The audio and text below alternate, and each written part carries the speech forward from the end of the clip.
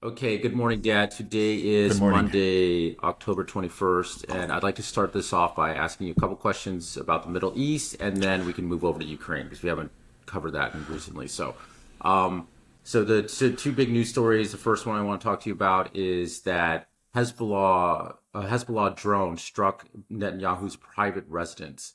And can you tell us a little bit how significant this is? Because from my understanding, this drone actually it flew by a IDF helicopter even and had a direct hit on his residence. Netanyahu Oh, wasn't there, but maybe this was more of a signal to just say that hey, we can strike you, and that really the Iron Dome has become the Iron Sieve. Anything seems to be able to get through right now. So let me hear your take on what this incident was all about. okay. Well, I'll throw something out here. I'm not a really a conspiracy theory and false flag kind of guy. That's my I, job. I generally reject those kind of explanations, or out of hand, or maybe not out of hand, because I know those things do happen, right? Mm-hmm. But I'm reluctant to go to those kind of explanations. But when this happened, I thought this could be a false flag. And okay, maybe it's already been demonstrated that it wasn't. Maybe there's really solid data that shows the drones being launched in Hezbollah controlled territory, and you can follow the flight path all the way to Netanyahu's home. So perhaps you can shoot this idea down completely. But it just seems to me that first of all, it really is something that probably clearly, immediately after it happened, Netanyahu was shown outside, being, brave, walking outside and, calm, collected. It, and then he was able to project an image of strength, maybe to counter that previous image of him running through the tunnels when the Iranian missiles were on their way. And then they very quickly pinned it on Iran, or they said, okay, it was Hezbollah, but Iran was behind it. And then I think of the recent stories about Iranian plots to assassinate Trump. And even the idea that was floated out there that maybe Iran was behind the attempted assassination in Butler, Pennsylvania. So it just seems to me that this is something that the enemies of Iran would actually like to have happen, and it would also help them to justify, not that they really need it, but it would still help to justify, let's say, an assassination of an Iranian leader. So anyway, that's just something that immediately came to mind. But and it seems like it might be actually pretty easy to pull off if you can, you control the drones. Maybe that's one reason why the helicopter just flew by. They told them, don't mess with this drone. We want it to Yeah. hit its target or something.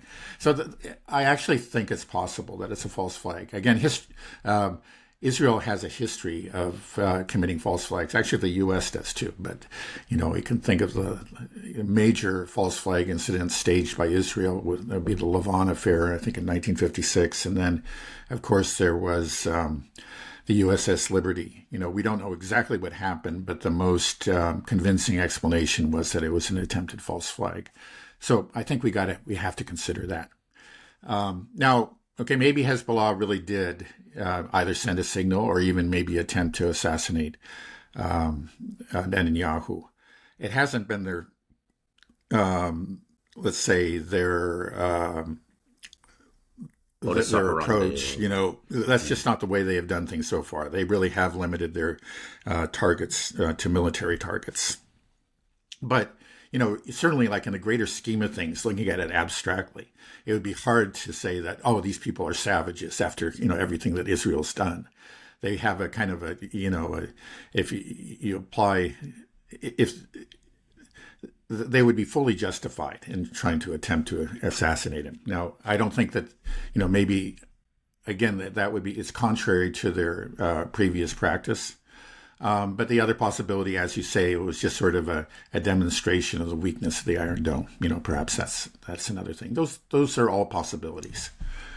Right. So if it was a false flag, maybe to use to justify a potential attack on, there's a lot of talk about taking out the Ayatollah in Iran. Do you think Right. that's a potential Exactly. target, that that's what they want to do and say, like, well, now I try to get Netanyahu?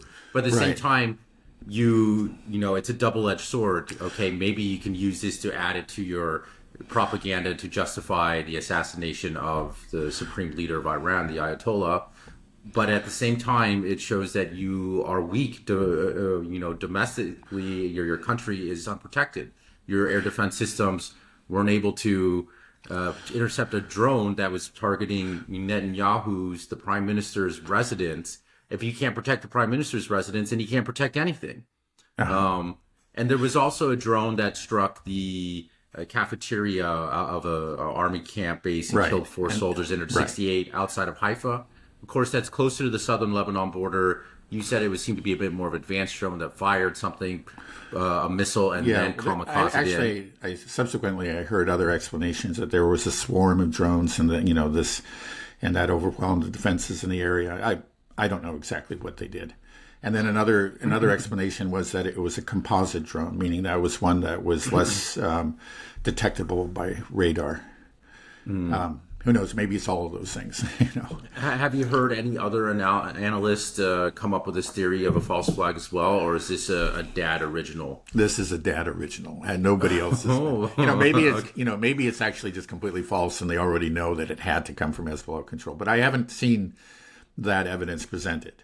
So I just, because especially just in light of all these weird accusations about, Iranian involvement in assassination plots against Trump. Right. It seems like there's something afoot here, like they're trying to create a narrative, and so I think it's quite possible. We'll just say, who knows? You never. We can only speculate, but I think it's quite possible. Right. Yeah, no, it makes sense. I mean, because you hear all these stories as well about Iran supplying Russia with missiles, these assassination attempts on Trump. It just seems like they're constantly trying to drum up something that Iran is just this mastermind behind the whole world. Right. It's actually been going on for years, decades, but it's intensifying now. Another thing is that, to my knowledge, Hezbollah, hasn't claimed credit for this. They have said nothing about it. And that's not typical of them, right? Right. They're actually generally really claim. quite transparent, yeah. Okay, interesting. Okay, well, the other big story that was coming out of the Middle East is that there was some intelligence leaks, that there were Israel's plans of attacking Iran were leaked within the U.S. to the public. So I haven't actually seen exactly what this leak was saying. Can you tell me about what happened here? Okay, I don't know the detail. Well, it apparently, first of all, stated that the attack was imminent. I think maybe actually the date may have already passed, but that may be due to the leak. And it named targets. It listed targets. I think it was air defense systems mainly, radar installations, and so forth, which would make sense, as maybe the first wave of a series of attacks. That's what you first go for, because you knock out the air defense, and it becomes easier to do everything else, right? And to all appearances, this is real, and it's very highly classified. Actually, it was I think Larry Johnson pointed out that sections of the report were not even were limited only to people with top secret clearance within the U.S. No foreign citizens, including Israel. And there was another section that only allowed intelligence officers in the U.S. and in the U.K. to see it, and again, not Israel. So it's a very, very high level, it is, and as you think it would be, for when we're dealing with very sensitive information like this about an imminent attack. Now the question is, why was it leaked, right? Right. And I think it's, we've been talking about it, that the defense establishment, and I'm sure it applies equally to the intelligence establishment in the U.S., really do not want this to go forward. Let's say there's a very large faction, let's say call them realists, who do not want to be used by Netanyahu to escalate against Iran. They do not want to be involved in this. They don't want it to happen. Even if the Israelis did the first part by themselves, they would not want it to happen because they know it takes the two countries up the escalation ladder. And eventually, the U.S. will be drawn in. So it may be, it's what makes sense to me. It's like it was leaked in the U.S. You would think it would have to be somebody in U.S. intelligence who leaked this. And probably somebody who represents probably a fairly large faction that just does not want this to happen. And by doing this, by leaking this, they clearly threw, a cog into the works. And, probably at least delayed an attack by Israel. So and this gives, Iran a chance to prepare. If they know that this is the most, this is where the spearhead is pointed at, they can concentrate their resources in that area. Do you think that this was perhaps a lone individual that was thinking that, this is getting out of hand and I want to prevent World War III? Or do you think that this could have been, like you said, there's a large faction and the Pentagon doesn't want this, or potentially also Biden obviously doesn't want this, or Kamala, whoever's really in charge now? There was that report that came out a week ago that Biden was threatening to stop all arms shipments to Israel if the humanitarian crisis in Gaza wasn't resolved. Clearly trying to push it beyond the election date. And so is there some play here that maybe this was not just a rogue whistleblower, a rogue analyst or high-level official, that it was actually planned, that maybe the order was given from somebody as high up as, Lloyd Austin himself or even Biden, that said, like, we can't. Yeah, I think it's possible. I think it's possible. Probably not Biden. I can't really, but it's possible. I mean, they're clearly, they're not happy with the way things are going. There is, like we said, there's always the neocons have always been there. There are a lot of them in the State Department. There are some in the Department of Defense, and they've always been itching for war with Iran. But they have tried in the past, and the realists actually have always held them back. And I think, we saw it actually back in April. That was, all the reports or many reports tell us that, in fact, the Iranians communicated with the Americans. It was actually a joint effort by the two countries to de-escalate. Right. So you show there is a large faction, if not a majority, of the U.S. defense establishment that does not want to go. I'm sure it's a majority that does not want to go to war with Iran. So yeah, it could have been just somebody who, an individual who made this decision, but even so, he would be, there would be a lot of like-minded individuals, I'm sure. But you're right, it could be somebody higher up, and it could even be the president. I kind of doubt it, maybe just because the president probably really isn't running anything right now. But conceivably, it could be Lloyd Austin. That's not impossible.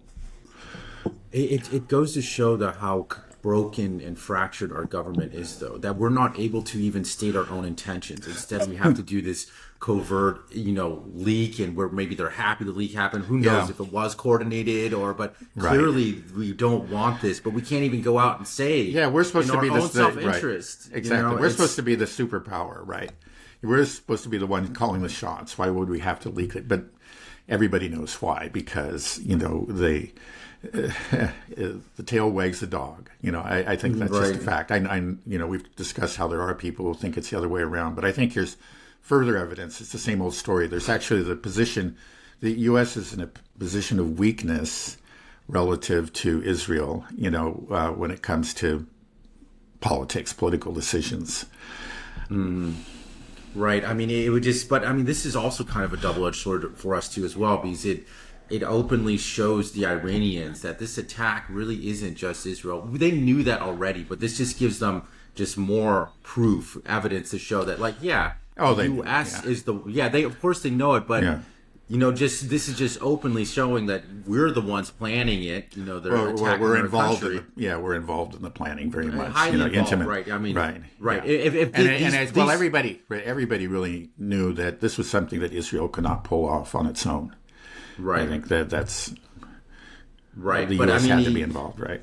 But you're even saying that this was something that not even the Israelis had access to, these plans. So, it just shows you the level of our involvement, Yeah. in the drafting thing, this. But we don't even want well, to actually, do this. it doesn't really mean that. It's just this report, for whatever reason. I don't know exactly why, parts of it weren't supposed to be shown to the Israelis, but yeah, I don't know. Maybe That's an interesting question else. because I haven't gone really into the details. So,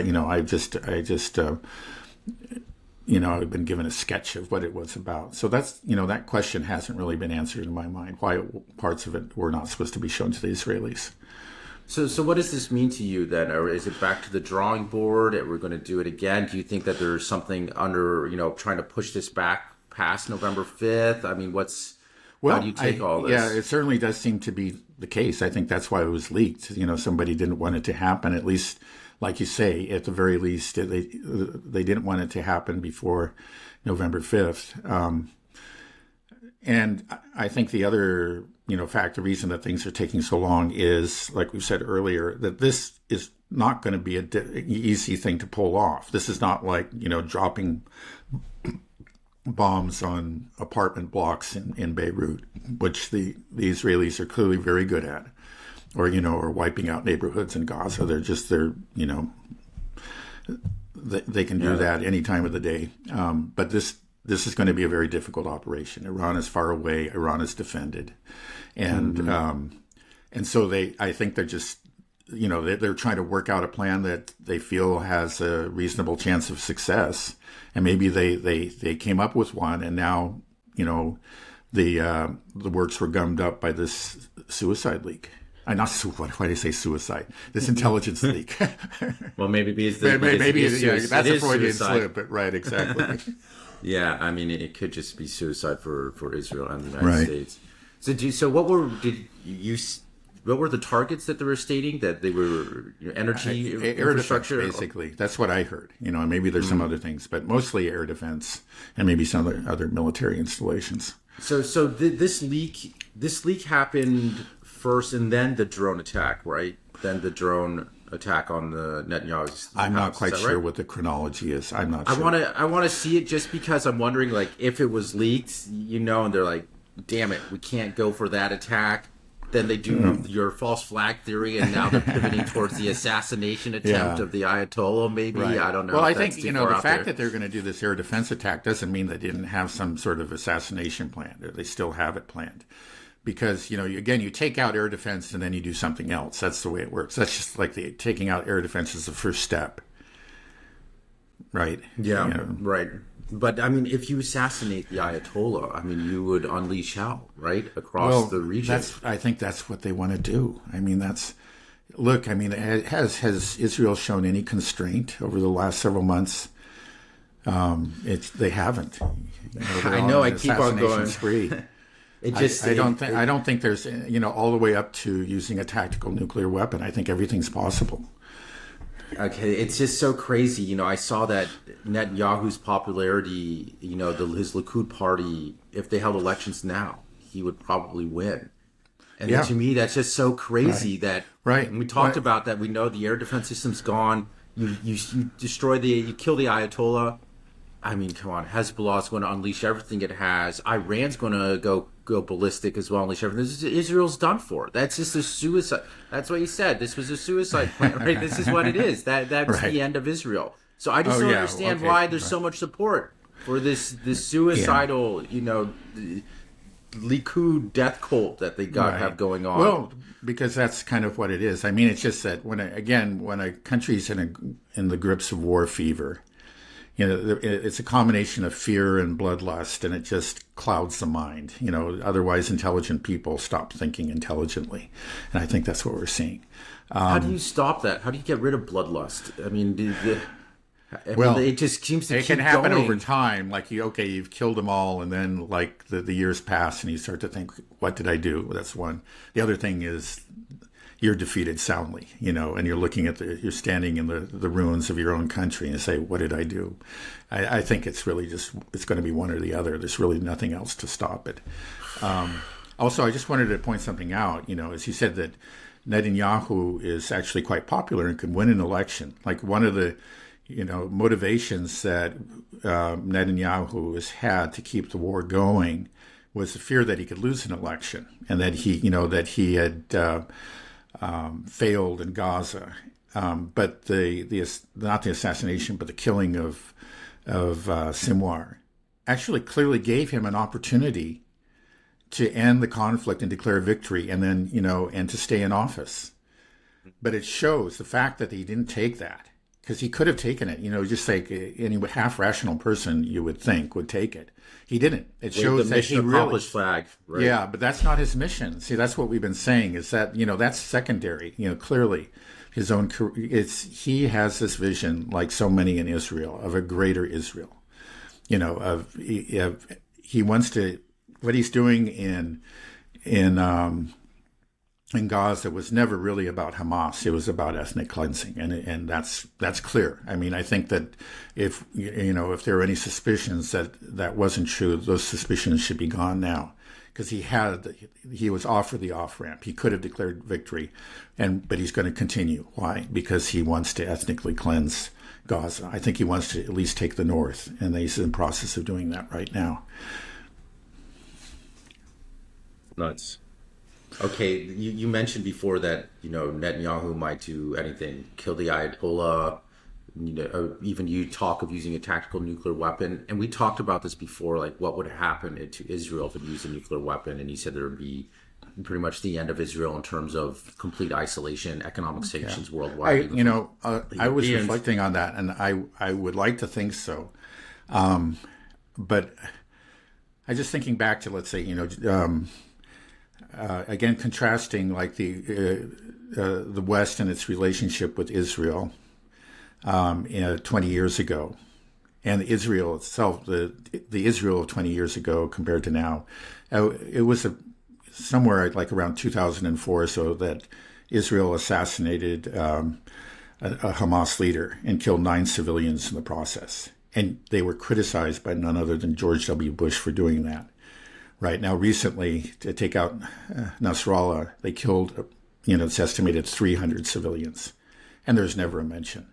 And I think it just shows you that things are changing, and not for the better.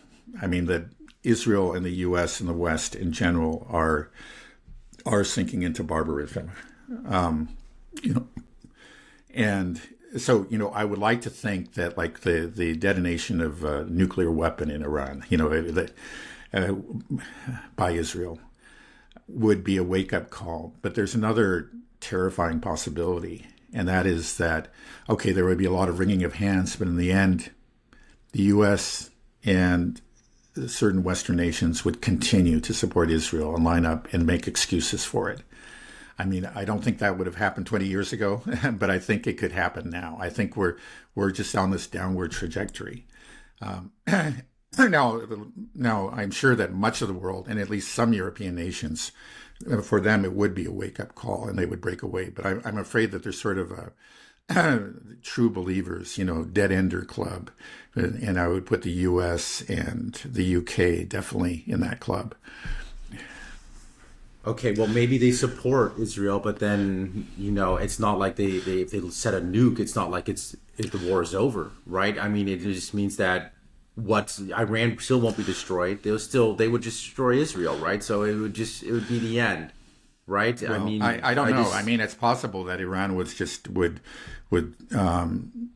cease their operations, and they get faced with total destruction because they know that Israel has maybe 200 nukes, and they really could destroy all of Iran if they're going to start using nuclear weapons. There's a chance that they might surrender, or at least cease hostilities for the time being, and then start working on developing their own nuclear weapon. I mean, that could happen. Let's just. It's so scary. It's through the idea that we're just so openly talking about nuclear weapons being used, and that. What do you think is the likelihood of a nuclear weapon being used in the past year? I put it at over, and then in the next year, I put it at over 50% now with what's happening. I mean, I mean, I know this is, you don't like these probabilities in predicting Yeah. the future, but Yeah, it seems like that's the yeah. outcome. A Well, it likely seems to outcome. me that it's not a minuscule possibility. Let's just put it that way, that it could really happen.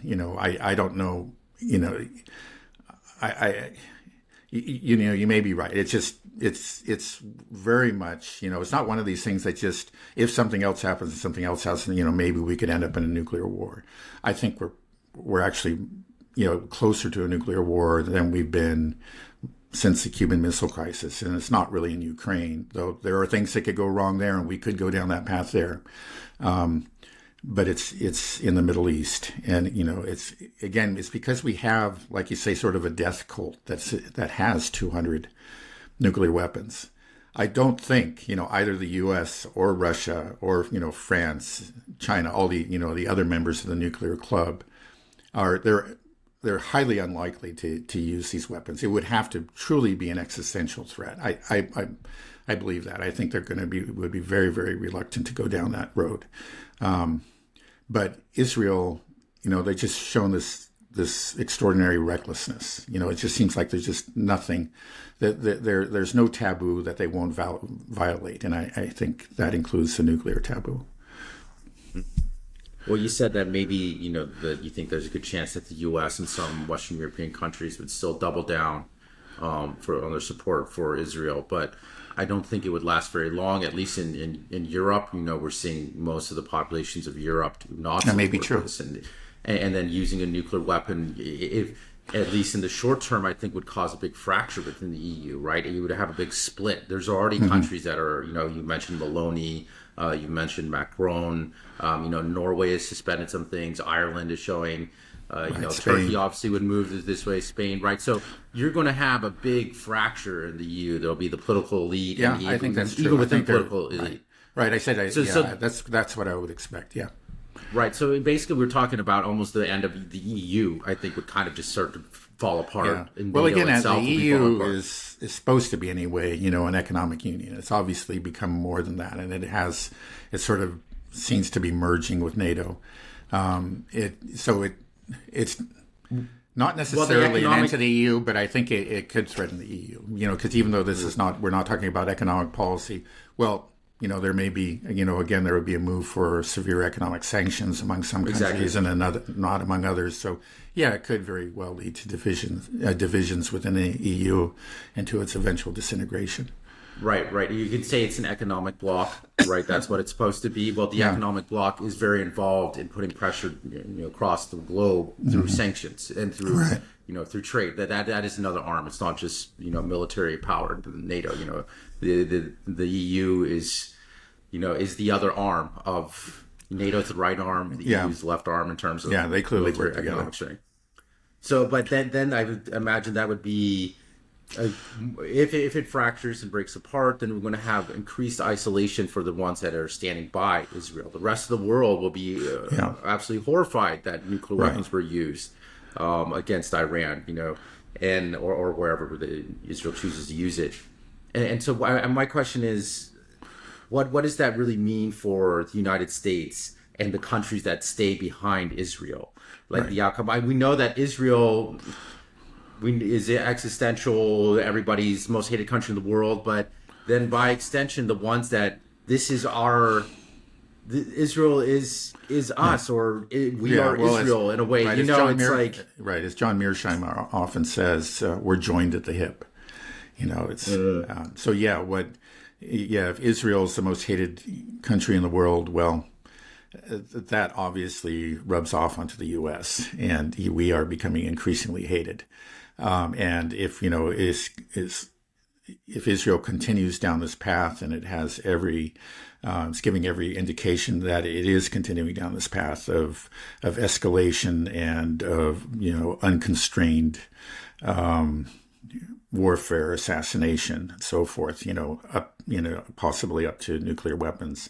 Yeah, it'll only the U.S. is going to suffer as a result. It's going to it would. I think quite clearly put its hegemony at risk, just because so many countries upon seeing this would say that the U.S. because they know that the U.S. would be that these attacks by Israel, on Iran, these future attacks, they'll know when they happen that everybody will understand that they could only happen with U.S. support and U.S. involvement, U.S. participation, and so we'll claim that there'll be some sort of effort to distance ourselves from Israel, but it won't work. And yeah, I don't think like anybody. Well, some countries might sanction the U.S., but it's going to accelerate all the trends that we're talking about. The trends, the movement towards BRICS and multipolarity. It's just already a lot of many countries are hedging their bets. They see that the U.S. today is kind of like is not only declining, but it just seems to be showing symptoms of yeah, exactly, of dementia or something, and this would be an intensification. It would lead to an intensification of all those trends. Right. I mean, would Russia? Maybe we're getting too much in this speculating. Yeah. Okay. Yeah. I don't think we need to go any farther down that road, but I think that's all very true. Okay. All right. Well, maybe we can pivot over to Ukraine because we haven't talked about what's happened there in a while. So, right. Zelensky had a victory plan. Now, he presented a victory plan to Biden a couple weeks ago. And now he didn't get the support that he wanted to drum up. And you're saying basically he just said immediate accession for Ukraine into NATO and the EU. And its ability to just have long-range missile strikes. Yeah, lifting of all restrictions, boots on the ground, and right. I think it was Viktor Orban rightly described it a World War III plan. Basically, let's launch World War III right now for victory. Right. Yeah, well, I guess from his point of view, that's like his only shot. It's sort of, again, it's like Netanyahu in Iran. Okay, we can't beat Iran by ourselves, but if we bring in the U.S. and we have a major, regional war, then maybe we'll come up on top. So it's just like, let's, release the hounds of war and hope for the best. I mean, I think it's really very similar. But it's just that he doesn't have the control. Unfortunately, the Ukraine lobby, which, does exist and has some power, just does not have nearly the power that the Israel lobby has. So he just, he was just left out to dry. I mean, it was rather all very kind of pathetic in the end, his effort to get people on board his victory plan. So he had, I guess it didn't go anywhere. And so now he gave another victory plan addressing his own Ukrainian parliament. Right. It was the same victory plan, but he just he divulged more details in that speech to the Rada. It's the same victory plan. So do you think this is going to go anywhere? It's falling completely on deaf ears. Is it, is there what's going on within the Rada itself? Is there rumblings of potentially regime change? I mean, if he's basically his plan is World War III, you'd think there'd be some. How is NATO and the EU taking this? Well, they clearly are not happy with Zelensky and his victory plan. I mean, there's some obvious signs of displeasure. Recently, I mean, he was supposed to be Zelensky was supposed to be invited to a conference in Ramstein, right, in Germany. And they said, "Oh no, we're not going to have this," and Biden can't attend, and Harris can't attend, and nobody else from the U.S. can attend because we're all busy. And then Biden himself went there shortly thereafter and received an award, but Zelensky was not invited. There's a clear, obviously they are trying to push him aside. They wanted him to at least shut up for a while, at least through the election, I'm thinking. But I think in general, they're starting to realize that the guy is a clown. I mean, literally a clown. I mean, he's just a comedian. And, again, people who pointed this out earlier, and probably a cocaine addict, they're always, those are Russian talking points. You can't talk. It just reminds me of kind of the media treatment of Biden and now of Harris, actually. They protect them. They suppress information that casts them in a negative light, and then, the information that's that does cast him in a negative light, that gets out there, they always say, oh, it's just, it's Russian talking points or it's some sort of right-wing conspiracy or whatever. And they did that with Zelensky for a long time. They built him up as the current incarnation of Churchill, and anybody who really was following him closely and knew anything about the guy knew this was absurd.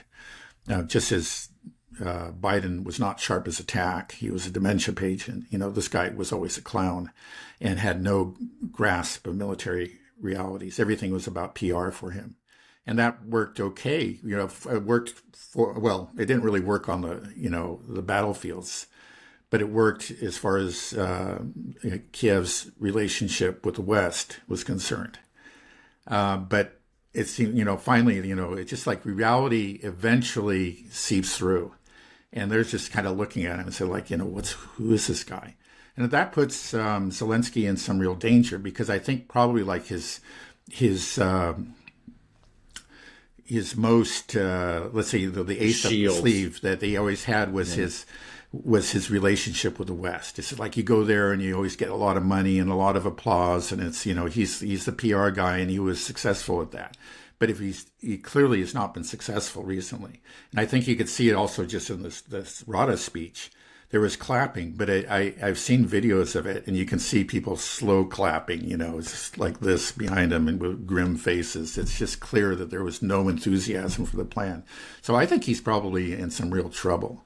I mean, because, maybe the West will rally around him again, and they'll try to pretend that he's Churchill again. But it's not looking very good for him right now. So do you think that the West would try to replace him, or that it would be internally within Ukraine? Or do you think I think it would probably be, well, I mean, obviously, the West would be involved in it. There, the intelligence agencies there that work closely with Ukrainian intelligence agencies. So they would be involved, but I think it probably would be domestic more than anything. There's, there are the factions the ultra-nationalist factions in Ukraine. Well, essentially, I think, Zelensky used to not be an ultra-nationalist. Remember, he was actually elected on a peace platform. Let's have peace with Russia. Let's have the Minsk Accords, actually. But after he came in power, he kind of learned, well, that's not the way things work in this town here. But over time, I think he's basically become a nationalist himself. It's like, to stay in government, you have to be not just a nationalist, an ultra-nationalist, a Banderite. That's the ideology at the top. And it's going to be some other Banderite faction, I think, that will probably push him out. So we will get more of the same. A regime change, you're thinking, will just be another Banderite, another ultra-nationalist, somebody that wants to keep the war going. Unfortunately, I don't. They're just firmly in charge. There are obviously a lot of very unhappy Ukrainians, but they don't have any power.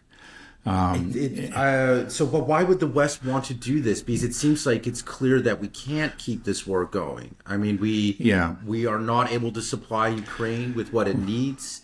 What's the plan? Is there a plan? Well, I think that's the problem, is they never had a plan B. Plan A was to weaken Russia, at least weaken Russia, and at best, bring about regime change in Russia and disintegration of Russia. That was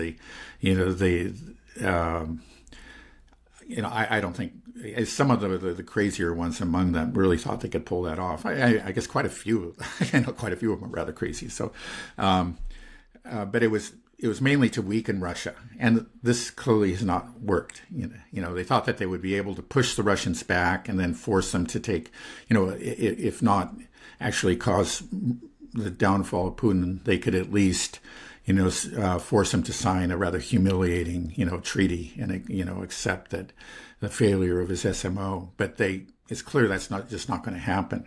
And I think the problem is they don't have a plan B. And these people are just they're not deep thinkers. They never stop to think, well, what if this doesn't work? It's just like, it's got to work. So they're just repeating the same old things, and they're still giving them money, they give them money, that isn't weapons, but they just don't have as many weapons to give. And they, at some point, maybe if Trump gets in there will be a real effort to trying to work out a deal with the Russians. I'm not all that optimistic about that.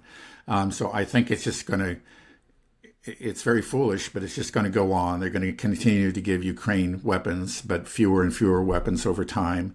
And Ukraine is going to continue to lose. And they're going to also the regime is going to continue to hatch these really wild schemes to somehow get the U.S. involved, the West involved, because I think they understand they're bound to lose this war on their own.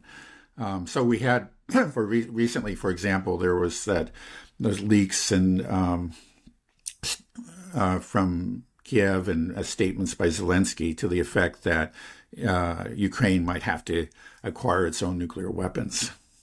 And I think that was just blackmail. It's just part of an effort to really blackmail the West into supporting them and becoming more than supporting them, becoming directly involved in the fight to a much greater extent than they have been so far. Could Ukraine even do that? I don't think so. Well, I think in peacetime they could. Okay, they could develop a nuclear weapon.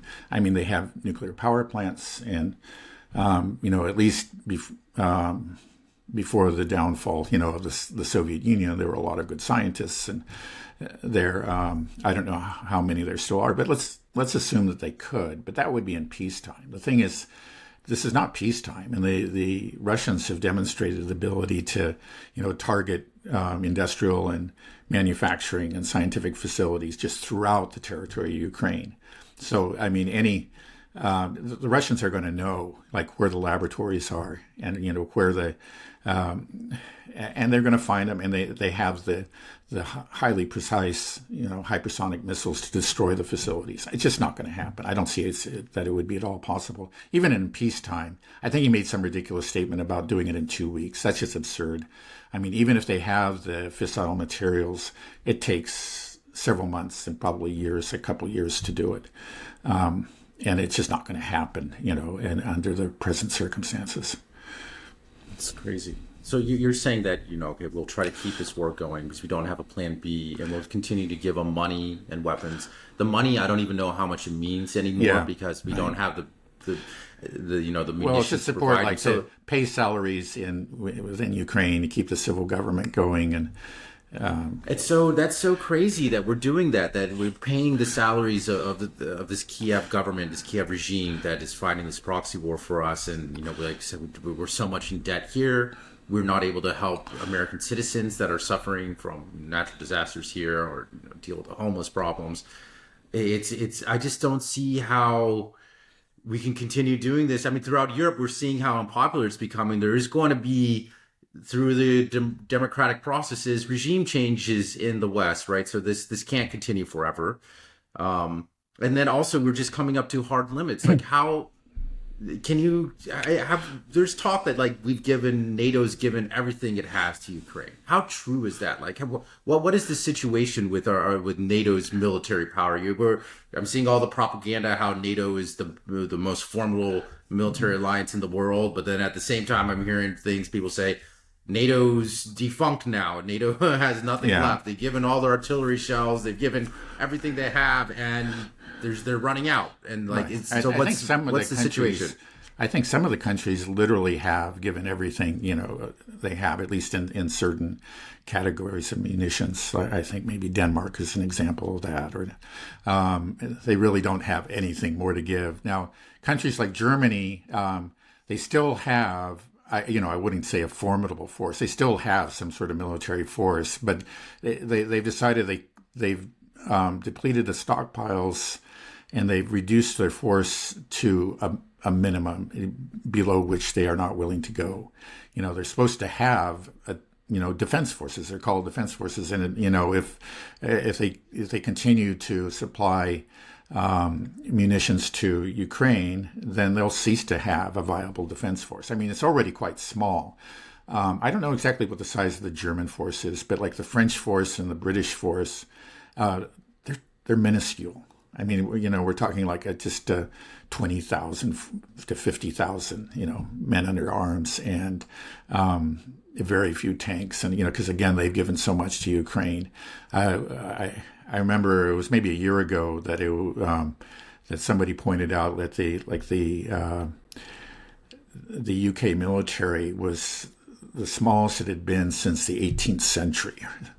I mean, so, we're talking about 1753, I think. Right. The only NATO country that has a formidable military is Turkey.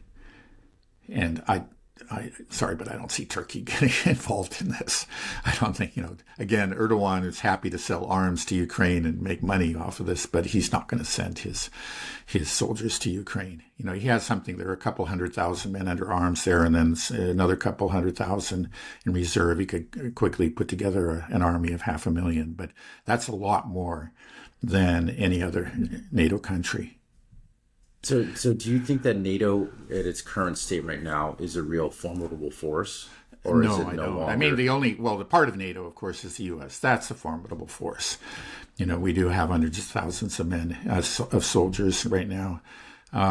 What is it, like 250,000 or something, I hear different numbers. Some people say like over 1 million if you count reservists, reservists or something. And all these. I don't think so. I think I remember looking at it. It's like maybe it's sort of similar to, it's not too different from what Turkey has. It's more, but maybe not much more. Again, we can double check on that, but it's not a lot. The Russians have more men under arms, more reservists, are clearly can, in the short run, can clearly outman the U.S. And then, they have a lot of fancy weapons, but they're not prepared for a real, the kind of war that's taking place in Ukraine, a land war of attrition. They just don't have, the artillery shells and everything that we've talked about earlier. Right. So, they clearly could do a lot of damage to Russia with their air force and, their missile arsenal. The U.S. could, but Russia can do a lot of damage to them, so it's just not like, it's not like something that they really want to do, it's just, it would be very foolish. And I'm sure the Pentagon would I think they already have put their foot down, recently about, lifting restrictions on missiles and so forth, at least for the time being. They've held firm, I pointed that out a couple months ago. Say, hey, looks like actually we finally kind of maybe came up against a hard stop to a hard limit to U.S. support for Ukraine. And then there was this real effort by, remember, Blinken and others to overturn that, to lift the restrictions. But the Pentagon has remained firm, and they've convinced the president that, that he just can't do it. Now, maybe eventually the crazies will win out, but so far they've held firm. Do you think that there's something about just trying to push this conflict past the election and then we'll kind of withdraw support and dial things down? Because it already seems like like we talked at the beginning, Zelensky's getting the cold shoulder. These European countries are just admitting we don't have anything left to give you. Our own people are near revolting at this stage, so we can't commit further. There's no way that we're actually going to let Ukraine join NATO. Definitely that's off the table. So, the arms shipments are definitely slowing down. Money is slowing down. Is the idea just once the election's over that we just walk away? Like how does this end? Well, I don't think. I don't think they're going to walk away. But again, they don't want there to be a total collapse in Ukraine. But there will be. Regardless. Right? It may happen anyway. But even if they didn't walk away, it may happen anyway. But it definitely would happen if they truly walked away and just ceased providing support. It's clear that they're starting to pressure Ukraine to at least agree to a ceasefire. Now, again, as we pointed out, it's silly because they haven't talked to the Russians. This has to be a two-way street. And it's just like they figure like they can impose this unilaterally, and they obviously can't. And the Russians have made clear that they're not going to agree to a ceasefire unless other conditions are met. And they're not talking about those other conditions. So at this point, they really haven't. It's clear they still don't have a plan B, we'll put it, and plan A is failing, but they're just sticking with it because it's the only plan they have. Right. I mean, he said if there is going to be some type of regime change in Kiev, they're going to put another person that's an ultra-nationalist, a band that's right all I that see wants at to the continue. top. I don't. Is there a faction? Again, all the political parties that were at all moderate are all willing to talk to Russia. They've all been suppressed. They have all been banned. Their leaders have been jailed or exiled. So this doesn't change. This doesn't change anything for Russia. They'll just continue. There will be a new wave of PR to celebrate this new leader and how great he is for a short term. But at the end of the day, it's not going to have any effect on the battlefield because they're coming up against hard limits. Hard limits in terms of not being able to get the munitions they had need from the West because the West is simply running out. And the even more somber, horrific hard limit, which is they ran out of men. We see these videos of them, of press gangs, rounding up people to try to send the line, people that don't want to fight. Right. Their forces have been decimated again and again. I think it was Scott River saying that they're on essentially their fourth army. Yeah. They've decimated each one. And now after this, there's nothing left. There's just simply no more men. Yeah, there are more younger men if they lower the age, the minimum age to, let's say, 18. There could be hundreds of thousands and more. But the thing is, we can see that there's these men don't want to fight. Right. I mean, if they're young and fit, they're getting people who are not young and fit and don't want to fight. But you get young and fit guys who don't want to fight, then you got a real possibility of mutinies.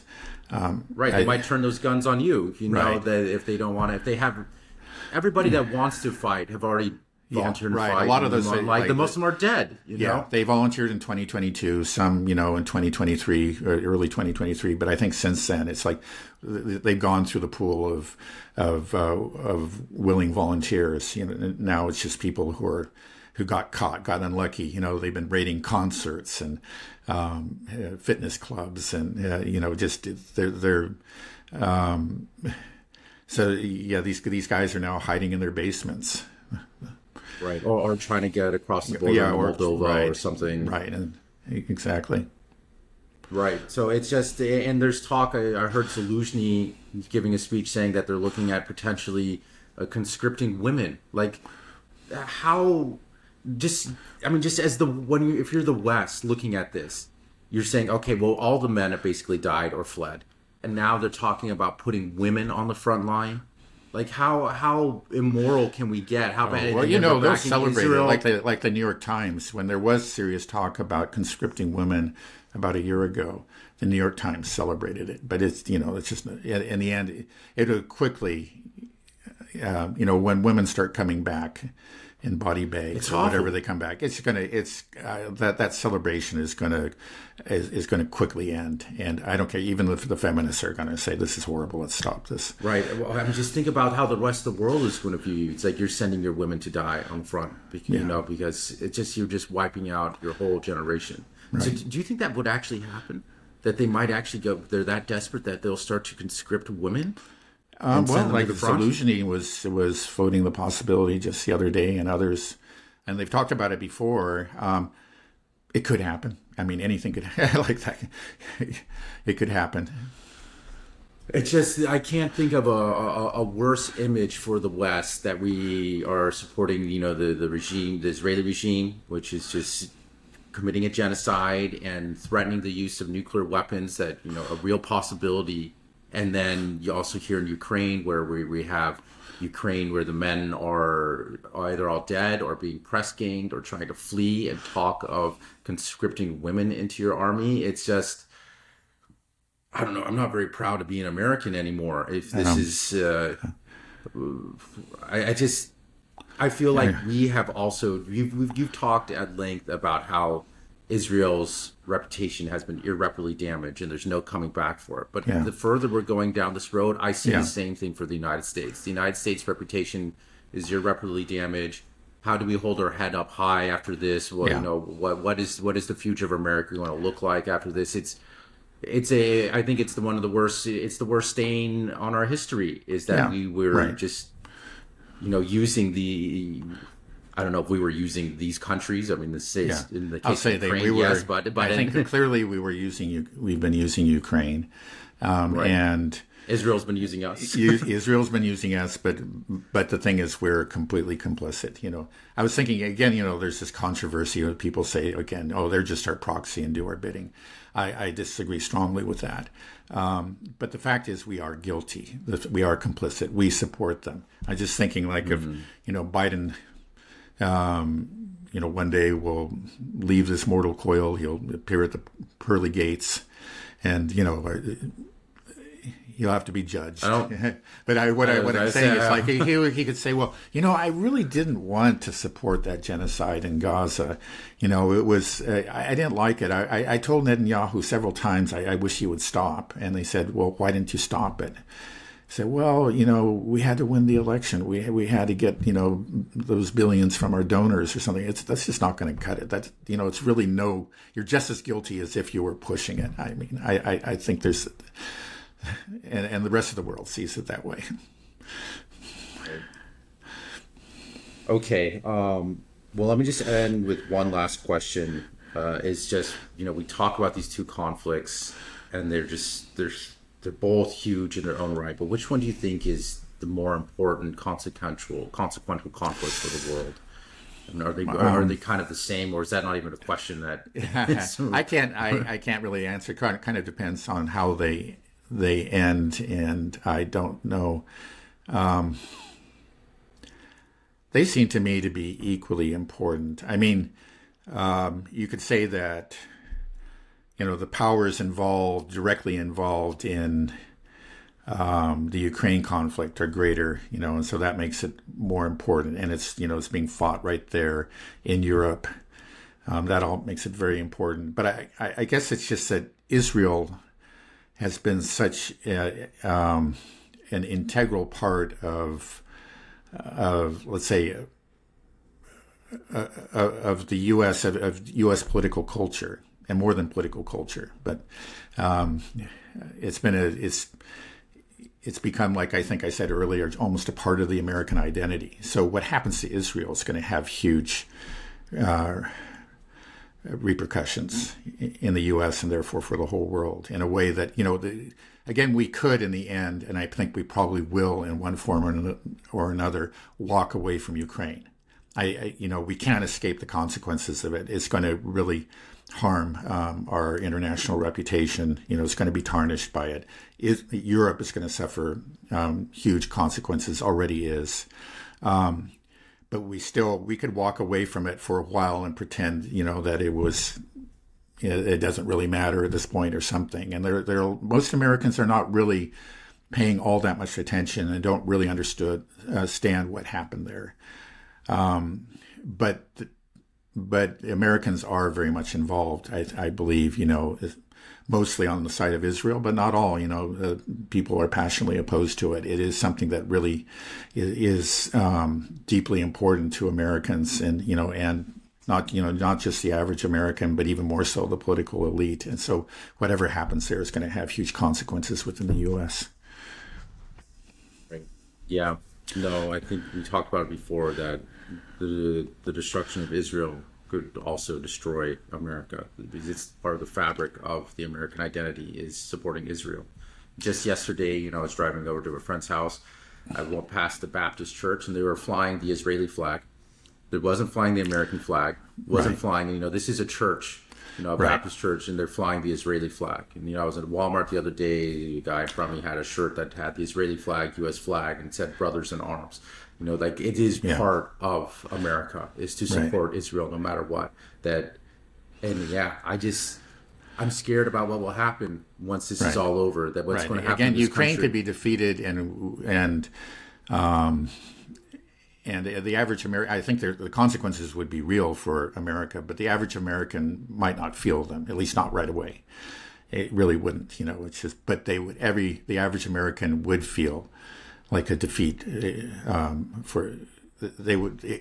it would be, in essence, they would see it as a defeat for America. So this is what we're looking at.